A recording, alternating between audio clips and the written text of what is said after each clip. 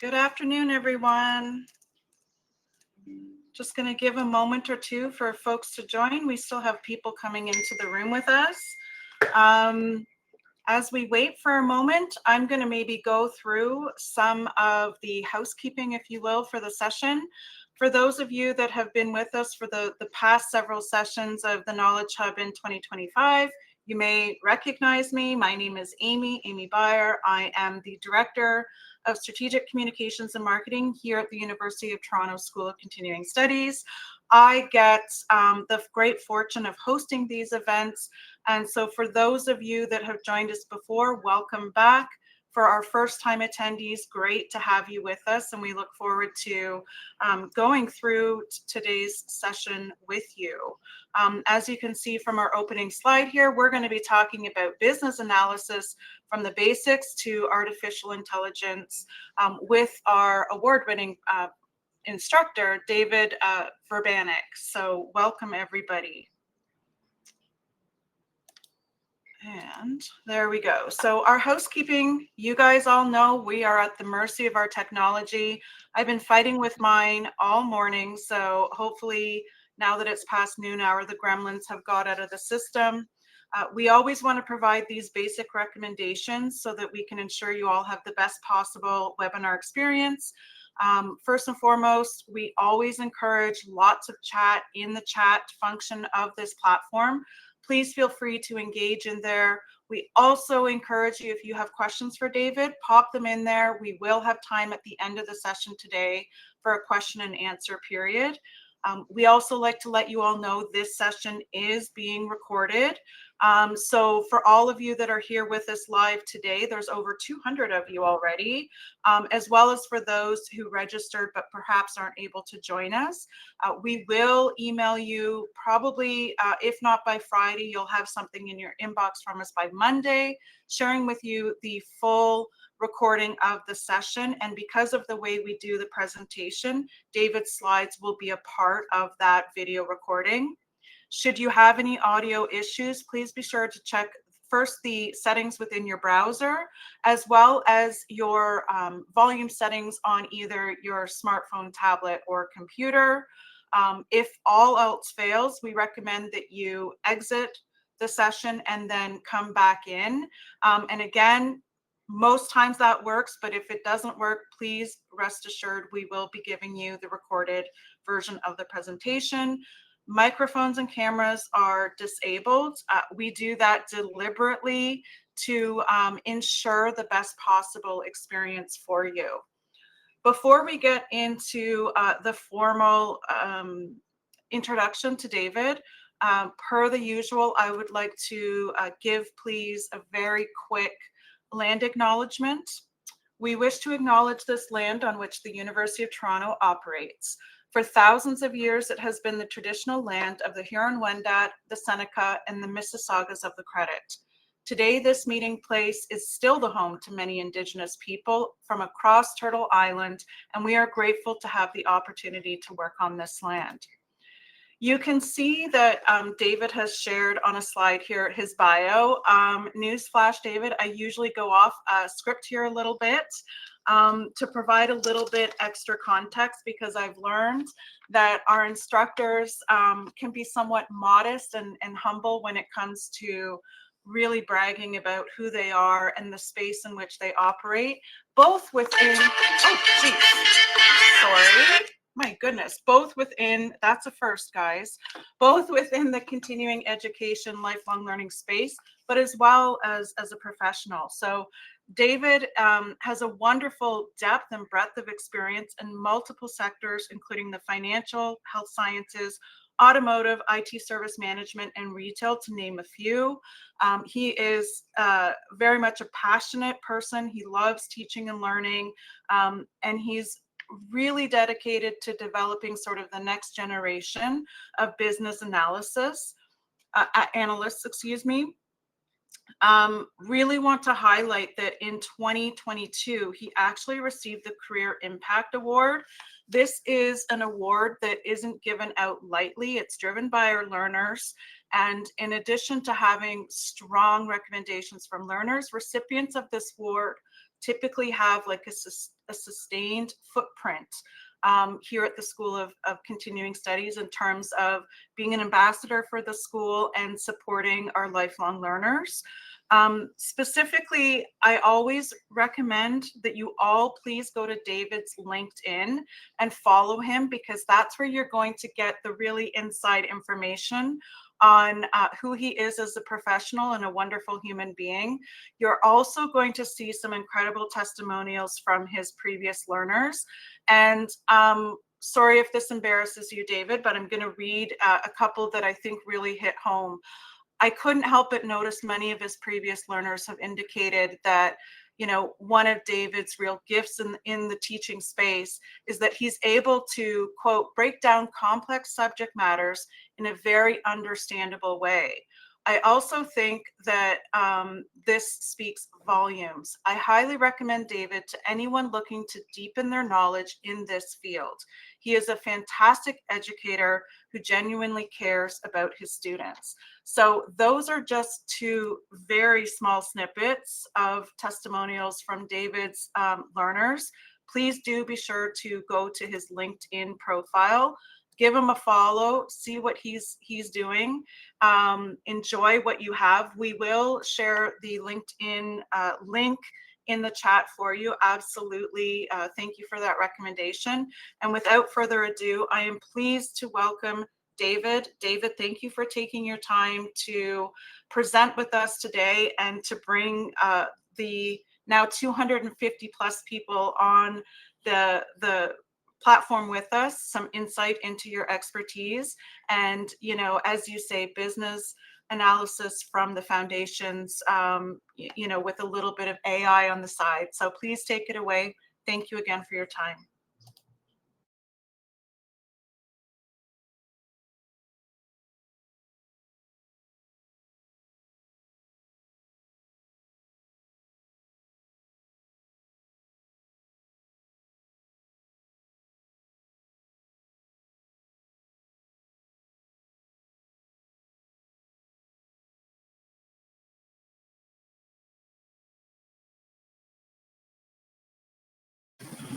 David, we lost your audio.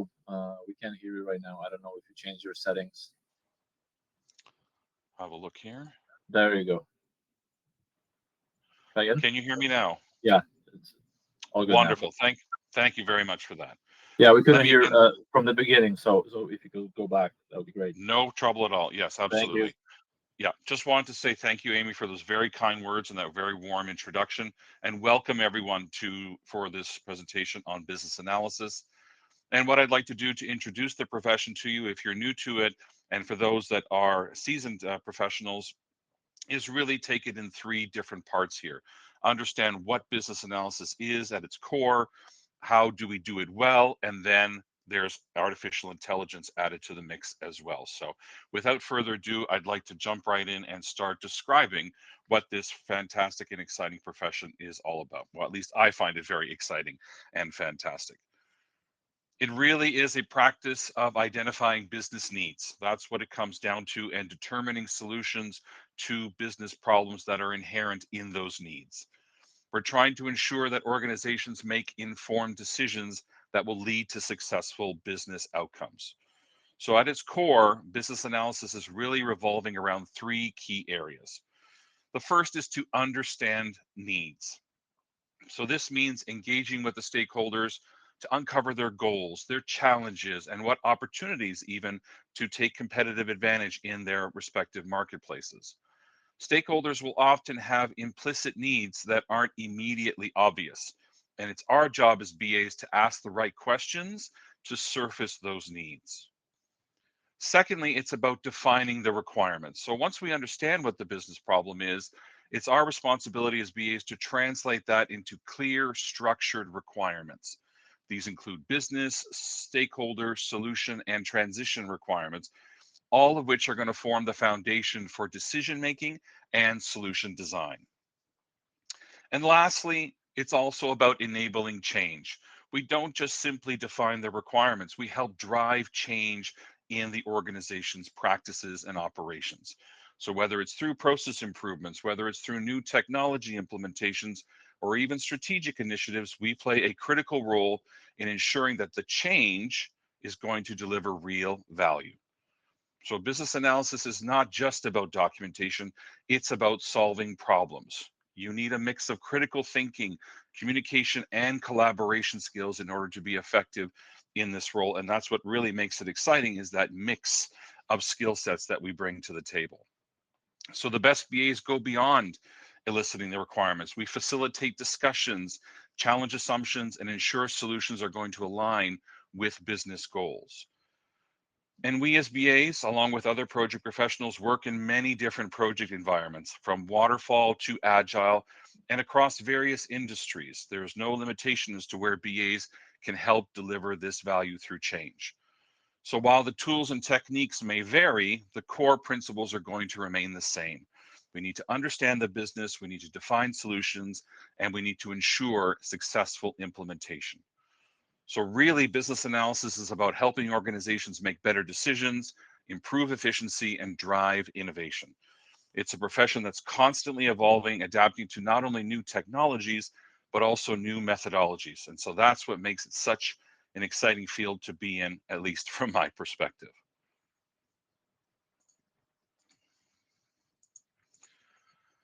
So what are those different kinds of changes that we can be involved in? There are so many out there, and I wanted to shortlist it down to this set of categories so that we can understand what is the right approach that is to be taken on a given project. So in many cases, you have projects that involve new system implementation. So this involves building a new software product or a system from scratch, often to replace outdated technology or introduce new capabilities. This is going to require extensive requirement solicitation, stakeholder alignment, and rigorous testing to ensure a successful rollout. There's also what's known as commercial off-the-shelf or COTS implementations. So instead of developing the software from scratch, organizations may purchase and configure an existing product from a vendor. This often involves participating in a request for proposal or RFP process to evaluate different options. And while COTS solutions can speed up implementation, they may require some customization to fit specific business needs, which leads us very much to the third category of customized implementations. When an off-the-shelf product is not going to fully meet the organization's needs, it can be modified to create a more tailored solution that's really going to drive, again, value for that business's operations. So while this approach offers flexibility, it can also introduce some complexity as well, because customizations can affect maintainability and future upgrades. The next exciting type of projects we get involved in are infrastructure upgrades, because not all changes are going to be visible to end users. Upgrades to operating systems, migrating to cloud platforms, or even enhancing cybersecurity are all going to be critical to ensuring system stability and security. So while these changes may seem purely technical, BAs play a crucial role in ensuring and understanding their impact and making sure that that value comes through, again, through the business's operations and the user's end experiences. And the last category I want to call out is process improvement. So these can be projects that stand alone of themselves to focus on solely optimizing workflows, reducing inefficiencies, enhancing productivity. Examples like automating manual tasks, streamlining approvals, or even redesigning customer service processes, just to name a few. These initiatives often don't involve new technology, but they require stakeholder buy-in and careful change management. But the point I really want to drive home here is that many projects often involve a combination of these changes. For example, you could be implementing a new system, but that may also require process changes and infrastructure upgrades. So one of the exciting aspects of this profession for me is that we have to be adaptable and understand how different types of change will interact, and ensuring a holistic approach to implementation, again, delivering that business value in the end. And when we do this type of change, we do it with a diverse set of stakeholders. So it can be anything from the most highest senior level executives within the organization that are acting as your project sponsor, to other liaison roles, to the end users themselves on the front line, subject matter experts, technical writers, other analysts that are more technically inclined, the trainers, developers certainly, It's quite the gamut of stakeholders we work with as BAs, which again really makes it for no 2 days being the same. You really have an opportunity to interact with so many different key members of the organization that we all work together to deliver this value in the end. And ultimately, what are we trying to do here? We are trying to implement a solution. So what is that? When we talk about implementing a solution, it isn't just a new piece of software or a new system. It's the combination of changes that are going to help the organization meet its business objectives. So a new software application or an enhancement to an existing one, as well as perhaps a redesigned business process to improve efficiency, outsourcing strategies to optimize costs, a combination of technology, process, and people changes all together represent the solution that you as a BA, along with your fellow project team members, are going to help implement into the organization's operations. So we play a critical role in shaping those solutions by working with the different stakeholders to define the problem, assess possible options, and recommend the most viable path forward. It also needs to be addressing not only the immediate need, but also the organization's long-term goals. So when we do this type of work, we look at it very long term, and we look at it also within the full life cycle of the project. So the implementation doesn't stop when the system goes live or when a process is changed. We can support training, we can help elicit feedback, we can help measure success with the relevant stakeholders, because adoption is critical. If the stakeholders don't embrace the set of changes that is the solution, then it won't deliver its intended value. And again, that is what we are all about, is making sure that what the intended value was stated in all of those requirements ultimately gets satisfied or addressed at the end of the day and beyond.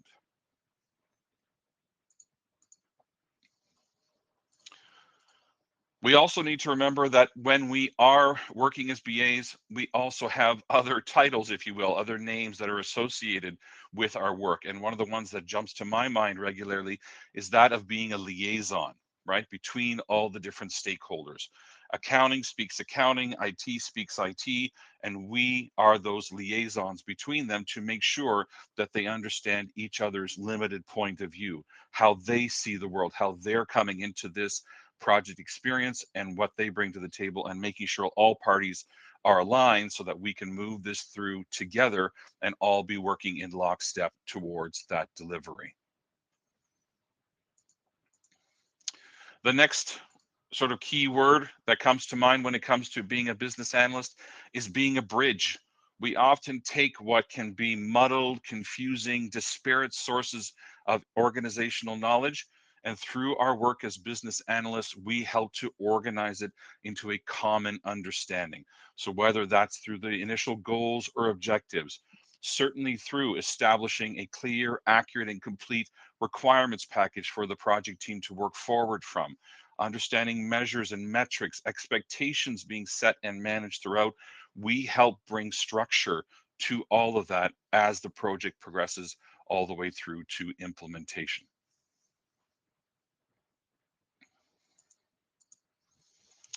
And the last word that I'd like to use to describe our work as business analysts is that of being a translator. It's really important for us, and what again I find really exciting about this role is the ability to go in and learn these new and different business domains.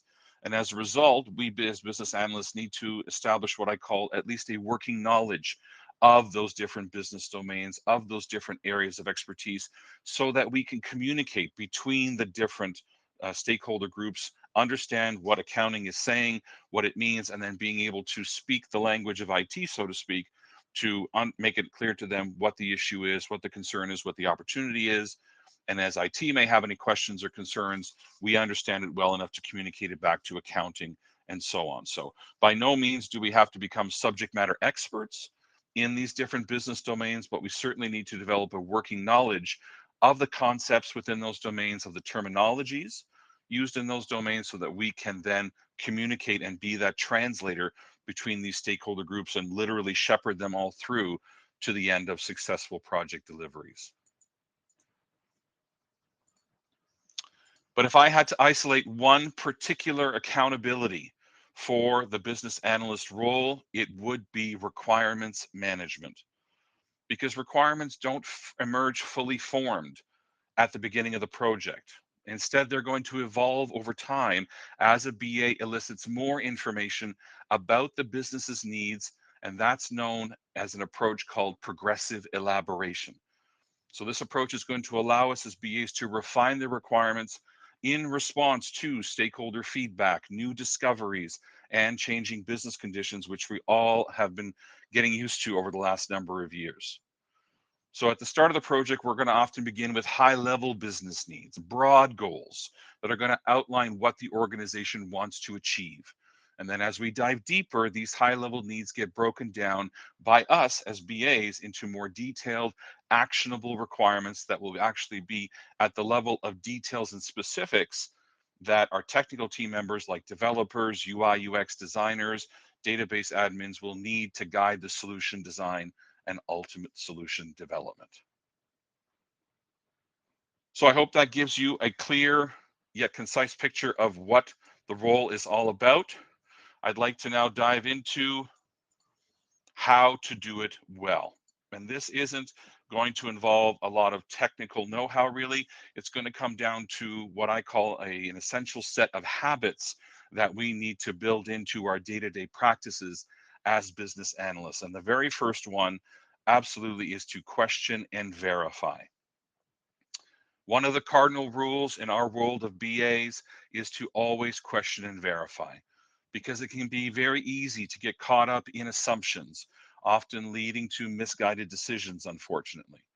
Early in my career, I learned the importance of untangling the web of assumptions that can plague a project. And I've learned also that the business analyst is the last project team member that should assume anything. That doesn't mean that assumptions don't ever exist.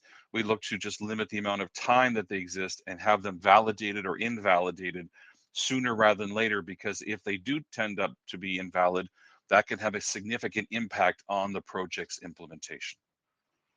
So once again, business analysis is not just about eliciting requirements, right? When it comes to questioning and verifying, it's about understanding the underlying rationale, the motivations, challenging preconceived notions on the part of our stakeholders. I recall a project where stakeholders were convinced that a particular feature was essential for success, and that feature was spell checking. And we were quite stunned as a consulting group when we heard that as a top priority feature.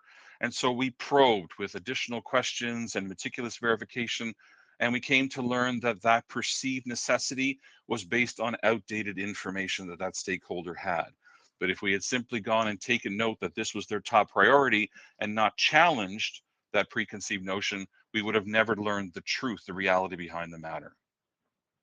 So the key takeaway I'd like you to take from this is to approach every project with a healthy dose of skepticism. We as BAs don't need to be afraid to ask the tough questions and challenge the status quo. And when we do so, we're not only going to uncover hidden insights, but we're also going to make sure that recommendations we're being asked to make at times are going to be grounded in solid and verified information. The next habit I'd like to discuss is about being from Missouri. So as many of you know, in the US, they have tag names or taglines for the various states. You have California as the Golden State, New York as the Empire State. Well, believe it or not, the state of Missouri is the Show Me State, right? And so we need to embody the mindset behind such a moniker, where I'm from Missouri, you'll have to show me. Because when we live in such a world as we do, that's inundated with data and information, it becomes very easy to be swayed by impressive presentations and persuasive arguments from project team members and stakeholders alike. And on top of this, stakeholders themselves are not always going to be clear about their needs, nor describing their pain points. However, seasoned analysts understand the value of demanding tangible proof. In my experience, this lesson hit home during a project where my fellow project team members and I had anticipated that our shortlisted vendors were not going to show us exactly what we needed to see from their software solutions. So as such, my team members and I adopted the show me the proof mentality. So instead of relying solely on the vendor's assurances, we insisted that each vendor follow the exact same demo script to validate their claims during their presentations. And that demo script not only revealed potential pitfalls that were conveniently omitted in earlier sales pitches, but also allowed for necessary adjustments before we took on a full-scale implementation. What this experience taught me is that we have to be discerning. We have to recognize the importance of being discerning, even when faced with seemingly convincing propositions.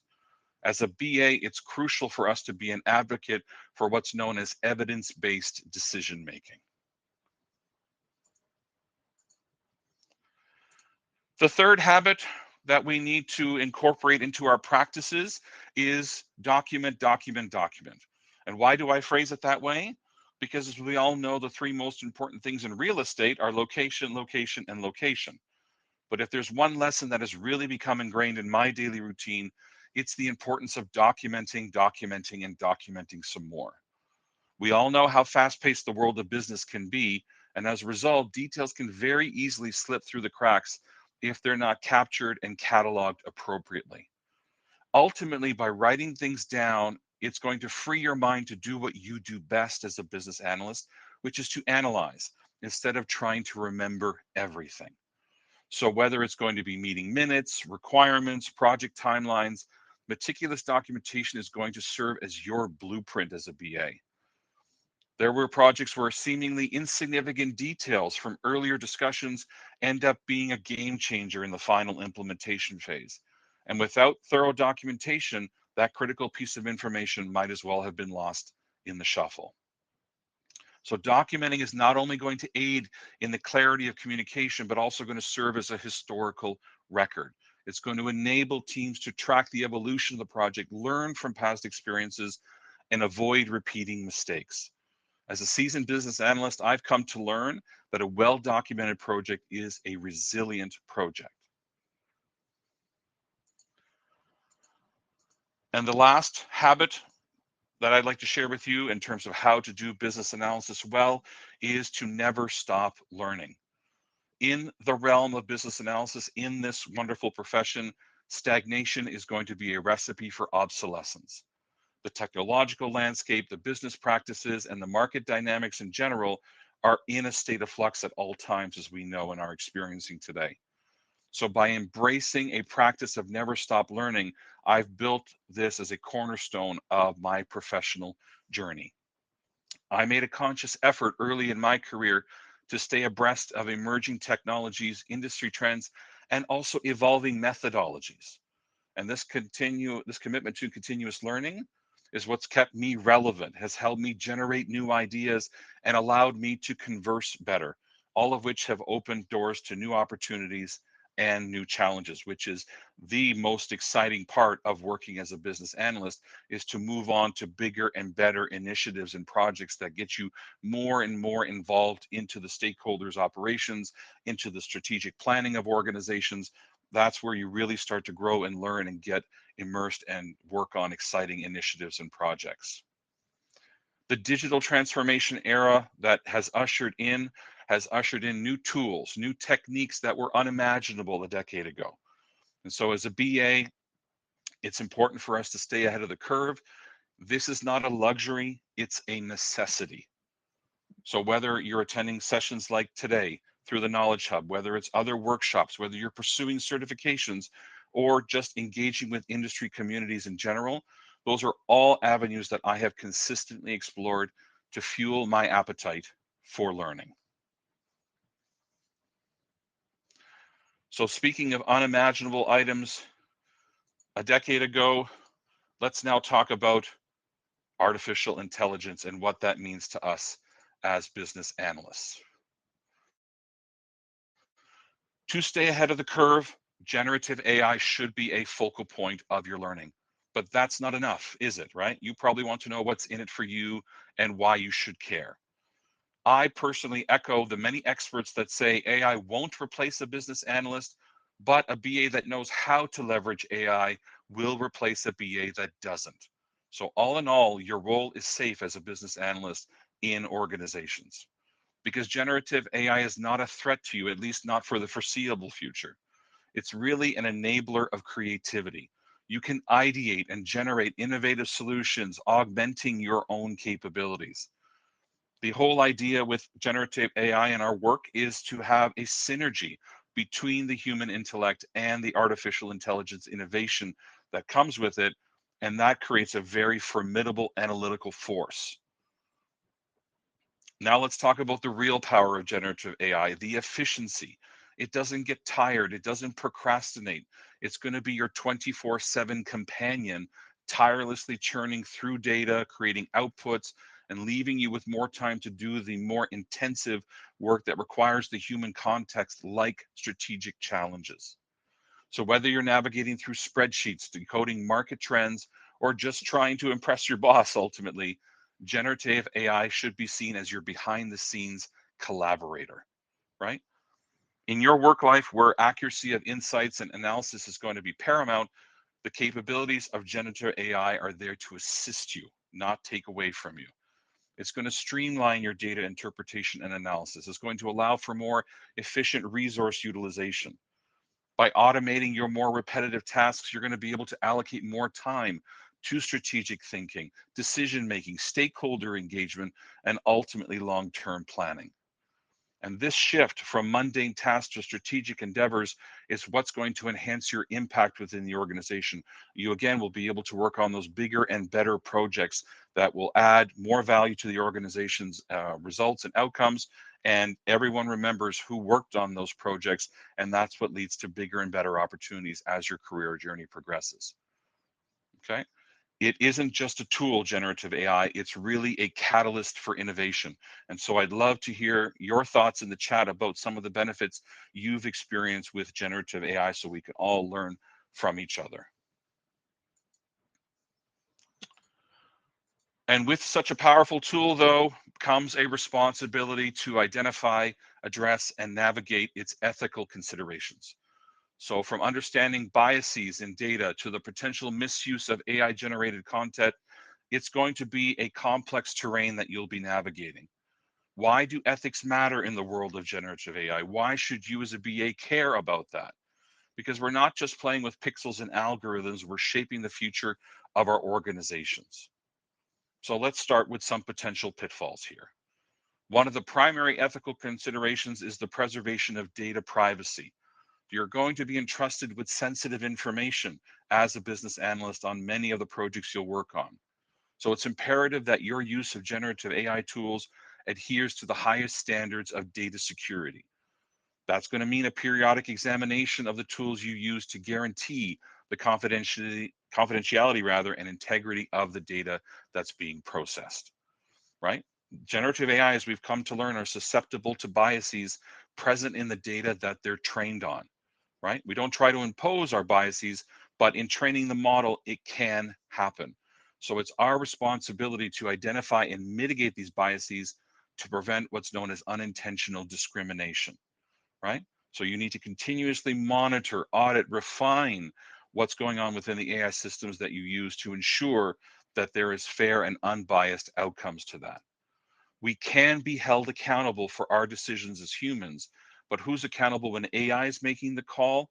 This is particularly important when the decisions are going to be impacting the lives of real people. So ultimately, the outputs generated remain your responsibility as a business analyst.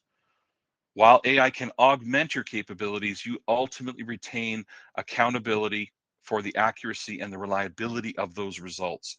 So establishing a clear delineation of responsibilities is going to be essential to maintaining that accountability there.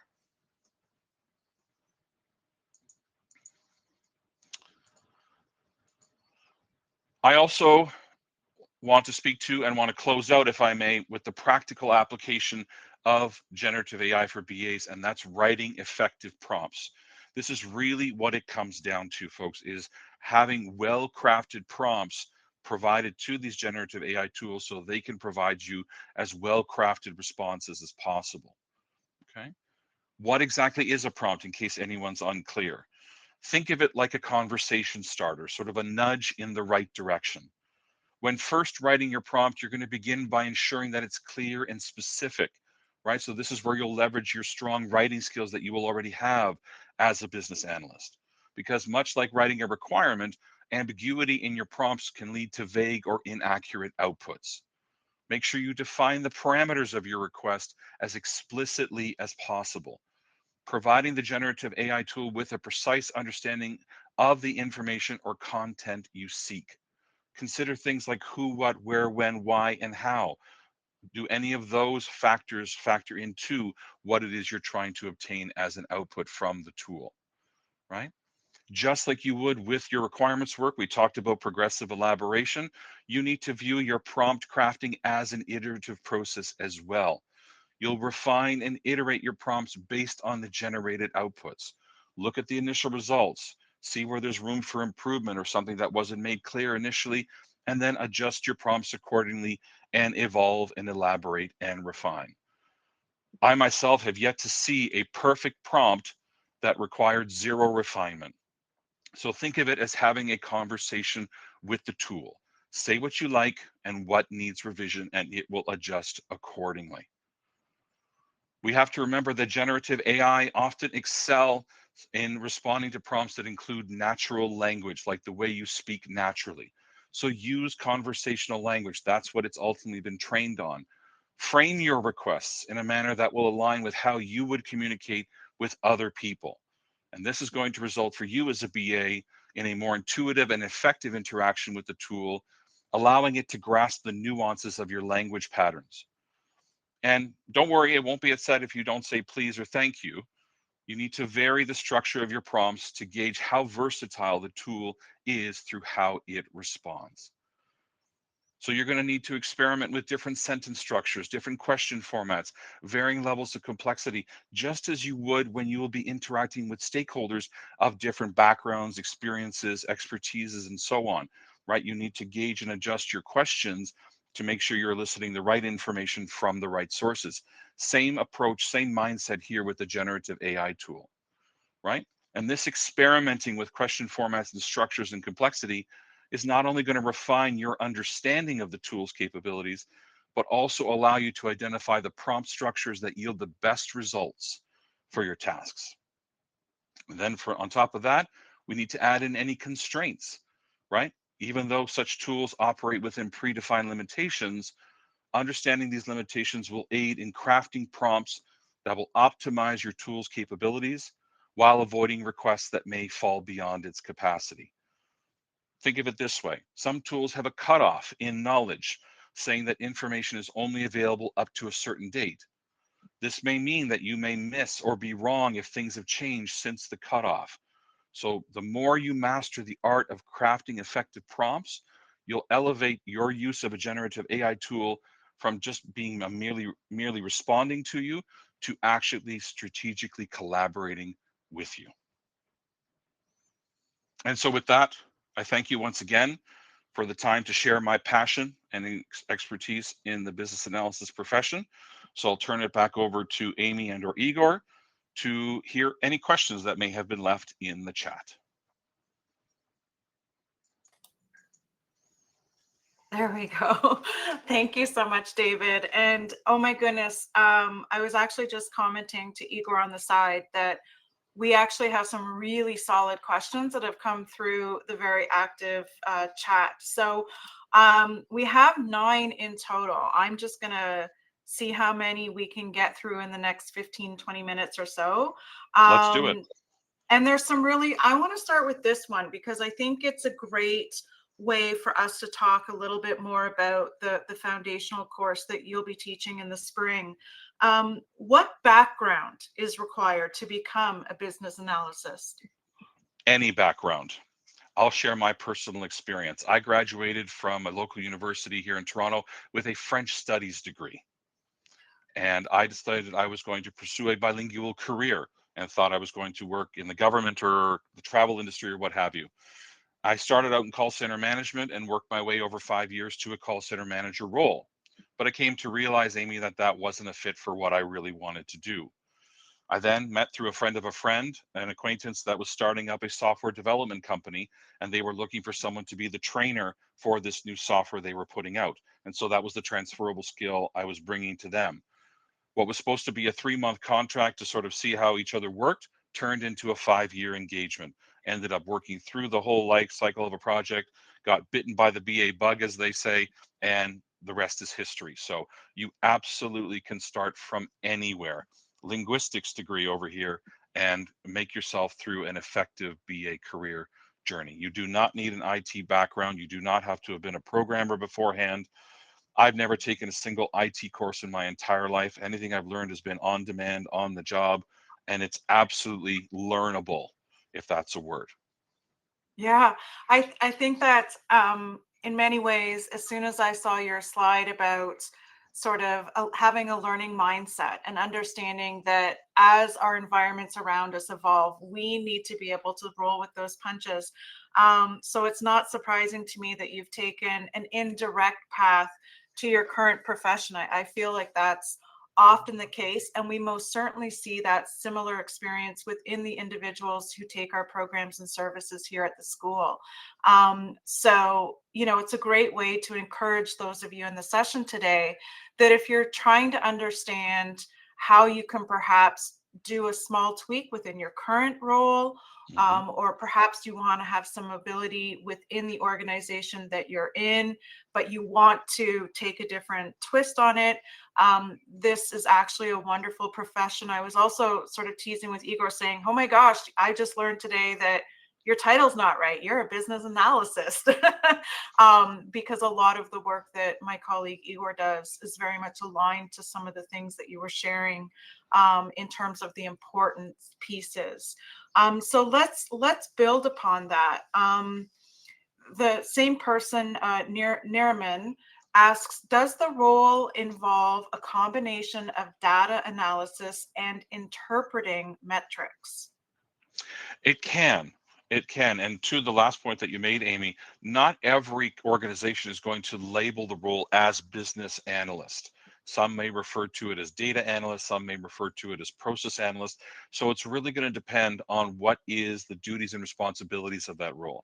So that's what you really need to look into and interrogate to make sure that it's going to be a fit for you based on what you're bringing to the table, so to speak. So some roles will involve a level of data analysis.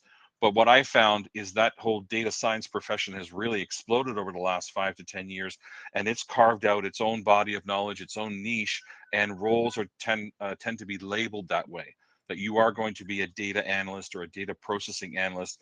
And so even though we as BAs can do some of that work, you have to again understand what's the level of analysis they're looking for, what tools they're looking to use, because it may be more towards the newly formed data science profession than it is the BA profession. Wow, fascinating. So there was a really interesting dialogue that was happening early on in the presentation around the PM versus the PA. And Ian made an interesting comment, you know, oh shoot, I lost it. There it is. Lots of overlap in roles between PMs and BAs, he states. Probably best if person gets training in both skill sets. Your thoughts on that, David? My thoughts are that they are a collaborative set of roles, right? The project manager tends to operate at the macro level of a project's life cycle, looking to address budget, stay on schedule, address escalations, and so on, where a BA looks to work in the micro level of the project, into the details, into the weeds, again, eliciting, analyzing, documenting needs into clear, actionable requirements, helping to support the QA process, support training if necessary. So we operate on two different levels, but we have to have a sort of a handshake relationship and understand what each other is doing in order to help move the project forward towards successful delivery. So it absolutely wouldn't hurt for someone who wants to gain into the BA profession to learn sort of the foundations of project management and leverage that into their work, and vice versa for that matter. I think it would be well worth project manager candidates to learn the foundations of business analysis, to understand what that role does and how it works in handshake tandem with you to deliver these projects successfully. Great, thank you. Okay, this is a really fascinating question, and I'm going to throw it out there because it's actually I think something that all of us in our various roles every day faces. Gerald Okay. asks, any tips on how to handle the opinion of the executives, the biggest title in the room, i.e. the biggest title in the room, where you challenge them at your own risk? Well, I think it's about a change in mindset there, that you're not looking to put yourself at risk in any way, shape, or form by doing it.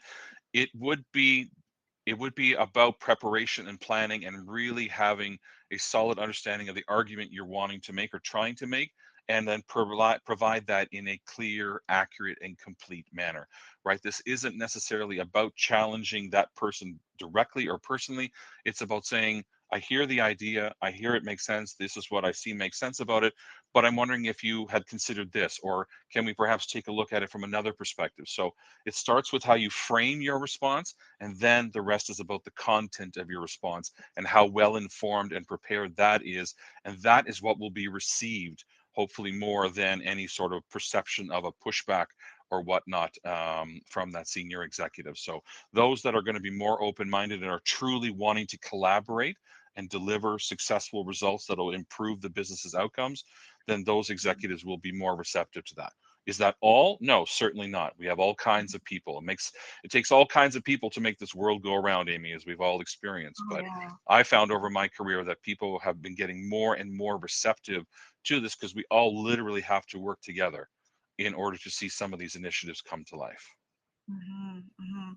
So again, I'm gonna make a little bit of a guess based on some of the chat that was occurring, that we have a healthy number of project managers in the audience today. Okay.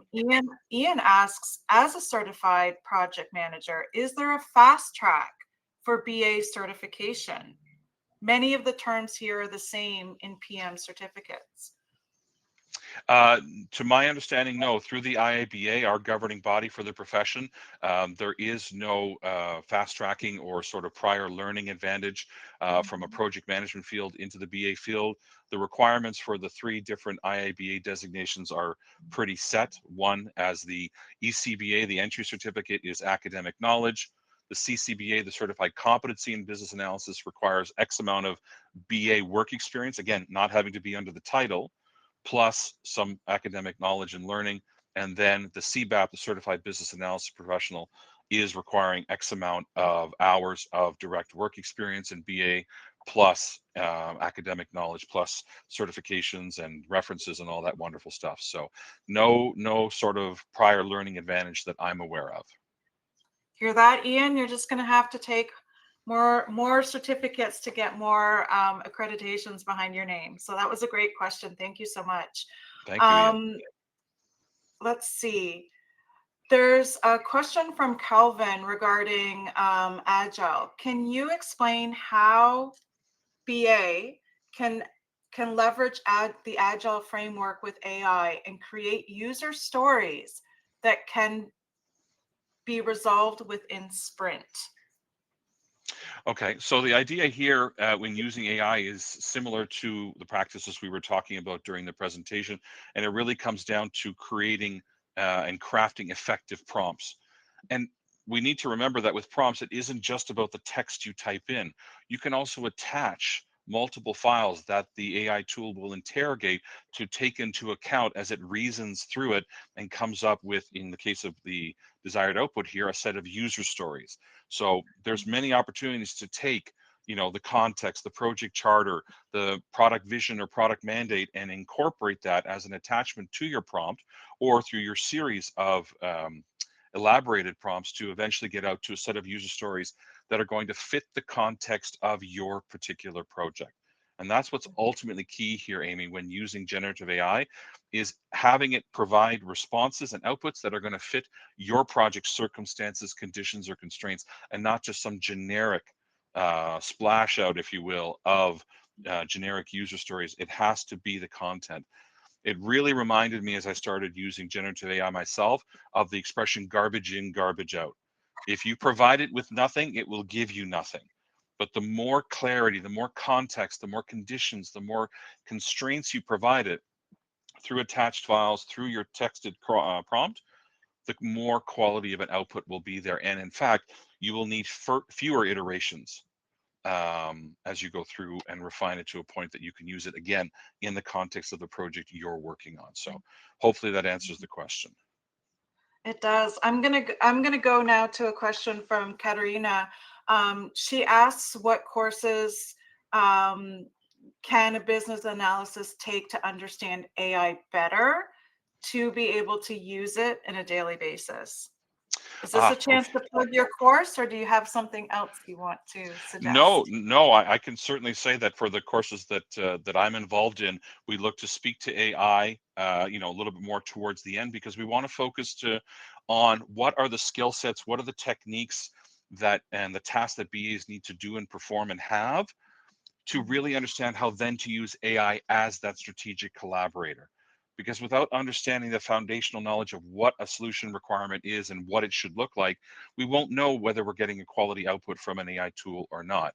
But I certainly speak to that in the Foundations of Business Analysis course that I teach, and in the tools and techniques when we have our Q&A session towards the end of the course. That is one of the main topics that I raise, and if not, that is brought up by my learners in the course, and we talk about it to satisfy any and all questions they have. That's amazing. And so for those of you still with us, you'll see that my colleague Igor actually has put like a live link straight from our window here on the platform directly to the foundational course. You'll notice that the section, we have several sections, but the Foundations of Business Analysis, that's course number 2379. It is being offered by David online beginning May 26th. So you have lots of time to sort of look at, the scheduling of these courses to see what suits you. I always do a plug, David, for our viewers who may not be aware that all of the courses at the School of Continuing Studies you can use the Canada Training Benefit Hmm. towards the tuition related to our courses. That means you have to pay the tuition up front, but that you're able to submit on your tax return the receipts related to the courses that you take with us, and you will receive some of that money back. We feel it's really relevant to mention that because we appreciate, in the crazy world that we find ourselves in, we have Indeed. lots of concerns about our finances, and this is probably a really important time for all of us to be investing in ourselves, but that doesn't mean that there aren't real potential financial barriers for people. So please do be sure to take a look at that link. When we do the follow-up communication, we'll be sure to provide links to the courses, because David has actually 2 courses that he's teaching in our spring summer semester, as well as the link to that financial opportunity for you, because it may make the difference between you being able to take the course now versus having to perhaps save up and take it longer. Our courses are also open access. We always want to mention that because often, the benefit of being part of the University of Toronto is we're part of a global institution that has a global reputation that's very excellent. But sometimes people can also go, oh, it's U of T and I may not qualify. There is no application process. It is open enrollment. So you don't have to have any prior degrees, diplomas, certifications, or anything. So do keep that in mind. So I always kind of want to give those 2 little plugs in case people on the call aren't familiar with the fact that we are non-credit education, and you don't have to worry about, is there a place for me at the University of Toronto? Through our school, there is actually a place at the University of Toronto for everybody. So we want to make sure that that sort of comes crystal clear when we have the audience's attention that we do right now. So we A- do have time. Yes, please. Sorry, Amy, if I can add just one more little plug to that point, and that is the continuing education or training budgets available at your employer. Some of them publicly promote that there is a training budget available for every employee that they encourage you to take advantage of, and these courses are certainly eligible for that. I've heard many learners say that that's the case, but also recognize that your employer may not publicly promote this. There could be a line item in the company budget for such employee and training or professional development, but it's not explicitly published. So there's nothing wrong with going to your reporting manager and asking if such funding is available and coming prepared with our course descriptions and letting them know that how this is going to help your current role or a future role with the organization. And I've known a handful of learners as well that have taken advantage of those budgets, including yours truly over here over my career. That's how I've been able to grow, is in part due to my current employer's professional development budget, and I leveraged it for many years in a row to help grow and build my skill set. So take advantage of that if you have such a benefit available to you at your employer. That's a great tip. And you know what? I'll make a note that in our follow-up communications, although it's some time ago, our previous assistant dean and our previous dean Hmm. actually put together a paper that sort of gives you some tips on how you can approach your employer for funds to assist you with your professional development and in your career journey. And so even though that particular blog post is several years old, the information is still very current and Relevant, significant. yes. Hmm. And we agree with you fully, David. Like, you can't, you know what? There's no harm in asking, but if you don't ask, Exactly. you're never gonna know. Hmm. So let me see if I can find one more question. We have 4 minutes. Let's do it. Um, let me see. Oh, that's a long one. Oh, let's do this one from Sabrina. Are there any good documentation templates that you can share? For example, requirements, minutes, and project timelines.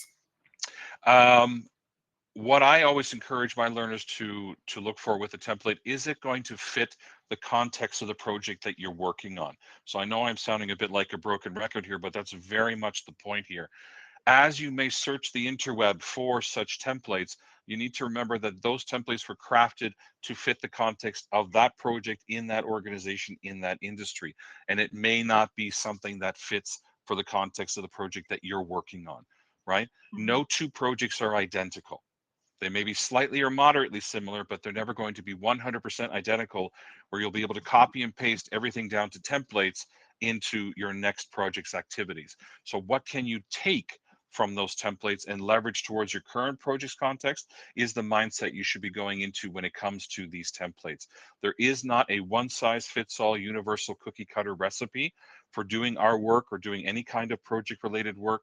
Yes, there are some common ingredients, if you will, between different projects, but how they mix in together on one project will be slightly or moderately or significantly different to other project recipes, to use the analogy. So use templates with caution, but that doesn't mean that that isn't part of your research and you can't leverage part of it to help you craft the right work and the right templates for your current projects.